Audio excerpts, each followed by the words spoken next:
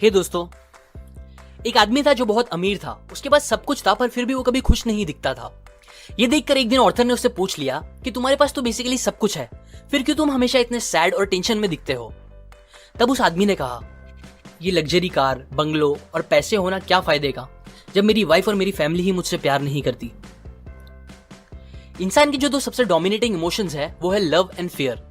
और मेरा पर्सनली मानना है कि लव की फीलिंग फियर से ज्यादा पावरफुल होती है।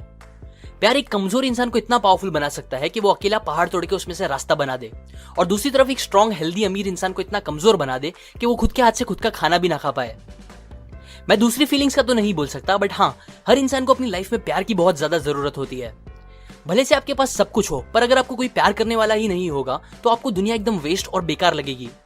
और भले से ये बात हम कभी बोले या ना बोले, बट हम सब अंदर से चाहते हैं कि हमें एटलीस्ट हमारी लाइफ के कुछ खास लोगों से बहुत सारा प्यार मिले, जैसे अपने पेरेंट्स या बच्चों का प्यार, अपनी लाइफ पार्टनर का प्यार और एंड में अपने दोस्तों का प्यार। ऑथर गैरी चैपमैन, जो कि मैरिज, फैमिली और रिलेशनशिप एक्सपर्ट है, वो बताते हैं कि हर इंसान के अंदर एक इमोशनल लव टैंक होता है जो और किसी चीज से नहीं, बस उन कुछ खास लोगों के प्यार से भरता है। जब तक उन्हें वो प्यार दिखता और मिलता रहता है तब तक वो इमोशनली और मेंटली स्टेबल रहते हैं, इन शॉर्ट खुश रहते हैं। पर जब वो प्यार मिलना बंद होने लगता है तो वो लव टैंक खाली होता जाता है। तब इंसान मेंटली और इमोशनली अनस्टेबल हो जाता है, उसे कुछ भी अच्छा नहीं लगता, वो फ्रस्ट्रेट होने लगता है। और एट द एंड जब वो लव टैंक पूरी तरीके से खाली हो जाती है तब रिलेशनशिप्स में सारी बड़ी प्रॉब्लम्स आना स्टार्ट होती है, लड़ाई, सैडनेस और बाकी सारी बुरी चीजें, जो एट द वर्स्ट केस धीरे धीरे प्यार को खत्म कर देती है और रिलेशनशिप्स को भी। हम सबको खुश रहने के लिए ये बहुत जरूरी है कि हमारा वो इमोशनल लव टैंक हमेशा थोड़ा तो भरा रहे, पर सैडली आजकल ज्यादातर लोगों को वो प्यार मिल नहीं पाता जो वो एक्सपेक्ट करते हैं। अभी इसका रीजन ये नहीं है कि वो खास लोग हमसे प्यार नहीं करते, बल्कि एक सबसे बड़ा रीजन ये है कि ज्यादातर लोगों की प्यार की लैंग्वेज हमसे अलग होती है, जो हमें समझ नहीं आती और इसीलिए हमें उनका प्यार कभी फील नहीं हो पाता। एग्जाम्पल, हम सबकी एक प्राइमरी लैंग्वेज होती है जिसे हम अपनी मदर टंग भी बोलते हैं, जो हमें सबसे ज्यादा बोलने और समझने कंफर्टेबल लगती है। हो सकता है हमें कोई दूसरी सेकेंडरी लैंग्वेज भी आती हो, जैसे इंग्लिश, मराठी, संस्कृत एक्सेट्रा, पर स्टिल हमें सबसे ज्यादा अच्छे से समझ हमारी मदर टंग ही आती है। ठीक इसी तरह हम सबकी प्यार की भी अलग अलग प्राइमरी लैंग्वेज होती है जो हमें सबसे ज्यादा अच्छे से समझ आती है, और यही प्राइमरी लैंग्वेज हमारे इमोशनल टैंक को सबसे अच्छे से फुल कर सकती है। प्यार की टोटल 5 लैंग्वेज होती है, और अगर आप चाहते हो आपका अपनी फैमिली और अपने पार्टनर के साथ रिलेशनशिप कभी खराब ना हो और बस अच्छा होते जाए, तो आपको इन 5 लैंग्वेजेस का पता होना चाहिए। आपको पता होना चाहिए कि इन 5 में से वो कौन सी एक लैंग्वेज है जो उनकी प्राइमरी लैंग्वेज है, जो उन्हें सबसे अच्छा फील कराती है। और ये पता करने के बाद आपको उनकी लैंग्वेज में ही अपना प्यार उनको एक्सप्रेस करना चाहिए, जिससे उनका वो इमोशनल टैंक भी हमेशा फुल रहेगा। So let's begin. Love language number 1, words of affirmation. एक हस्बैंड और वाइफ में बहुत झगड़े होते थे।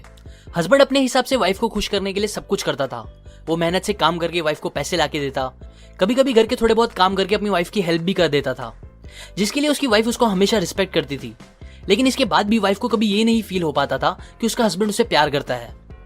इस बात से हस्बैंड को बहुत चिढ़ होती थी, लेकिन यहाँ वाइफ की कोई गलती नहीं थी।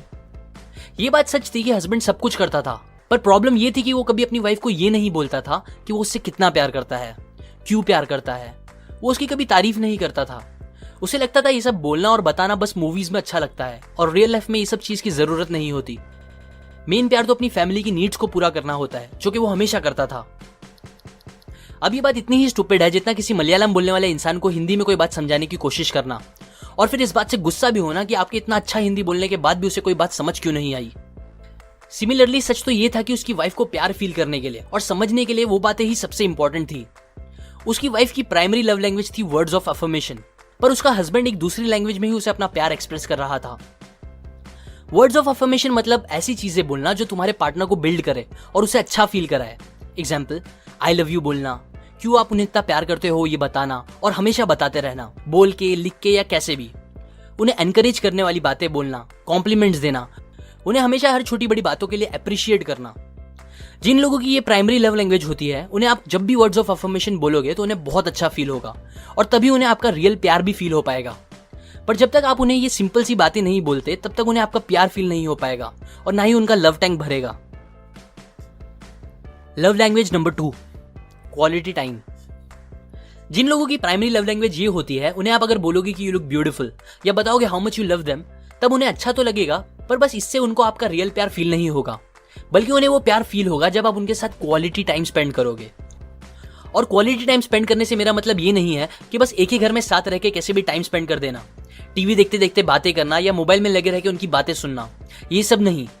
बल्कि क्वालिटी टाइम मतलब अपना पूरा अनडिवाइडेड अटेंशन बस उनको देना, उनके साथ उस मोमेंट में प्रेजेंट होना, बातें करना और वो चीजें करना जो उनको पसंद हो, जैसे मे बी साथ में कुकिंग या पेंटिंग करना, बीच पे बैठे रह के बातें करना एक्सेट्रा।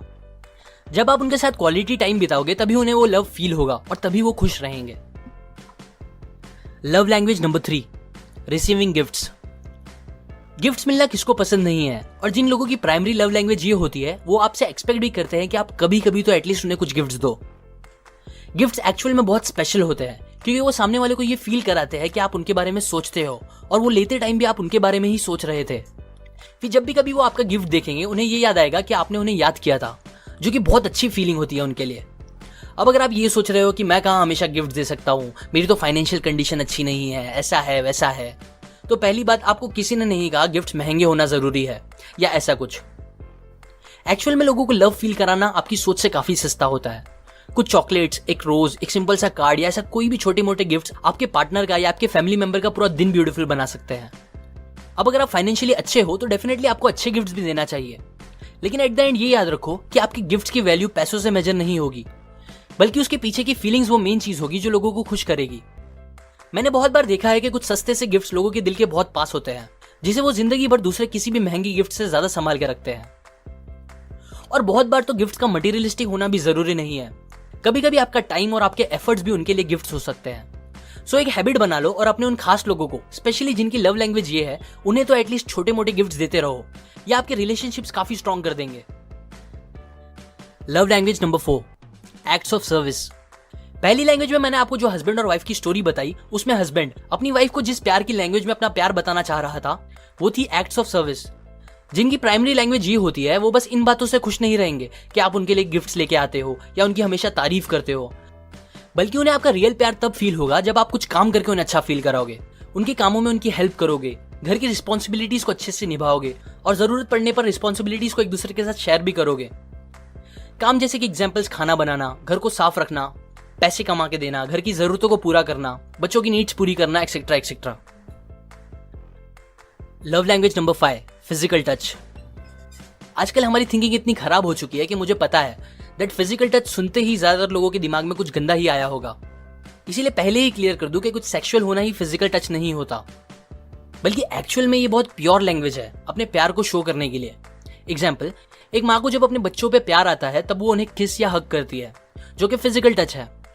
जब हम बुरा फील कर रहे होते हैं या कुछ बड़ा होता है हमारे साथ, तब हम अपने फ्रेंड्स को या अपने क्लोज वंस को इमोशनल होकर गले लगा लेते हैं, बिकॉज तब हमें प्यार की जरूरत होती है और फिजिकल टच एक बहुत स्ट्रॉन्ग तरीका है प्यार फील करने का। इसी तरह जो लोगों की प्राइमरी लव लैंग्वेज ये होती है वो चाहते हैं कि आप उन्हें हग करो, कडल करो। Nothing needs to be sexual, बस साथ में बैठ के टीवी देखना, हाथ पकड़ के चलना, ये सब चीजें भी उन्हें आपका प्यार शो करेगी। कुछ बच्चे जिनकी प्राइमरी लव लैंग्वेज ये होती है, उन्हें मारने से पहले पेरेंट्स को 100 बार सोचना चाहिए, बिकॉज मारना भी फिजिकल टच है, लेकिन एक नेगेटिव वे में, जो उन्हें बहुत ज्यादा मेंटली डिस्टर्ब कर सकती है। ये याद रखो कि अगर आप किसी को उनकी लव लैंग्वेज में कुछ नेगेटिव करोगे तो उनसे ज्यादा बुरा भी और किसी को नहीं लगेगा। एग्जाम्पल, अगर किसी की love language words of affirmation है और आप उनको कुछ बुरा बोलोगे या अप्रिशिएट नहीं करोगे तो उन्हें सबसे ज्यादा बुरा लगेगा। सो टू कंक्लूड, आप पता करो कि इन 5 में से आपकी खुद की और आपके उन खास लोगों की प्राइमरी लव लैंग्वेज क्या है, और फिर उसी लैंग्वेज में उन्हें प्यार फील कराओ ताकि उनका इमोशनल लव टैंक भर सके। आप कभी कभी इन सब 5 लैंग्वेज का यूज कर सकते हो, लेकिन सबसे ज्यादा आपको उनकी प्राइमरी लव लैंग्वेज का यूज करना चाहिए, बिकॉज वो ही सबसे ज्यादा इंपैक्ट करेगा और आपके रिलेशनशिप को उनके साथ अच्छा रखेगा। ये बात मैंने आपको the 5 love languages by Gary Chapman book से बताई है।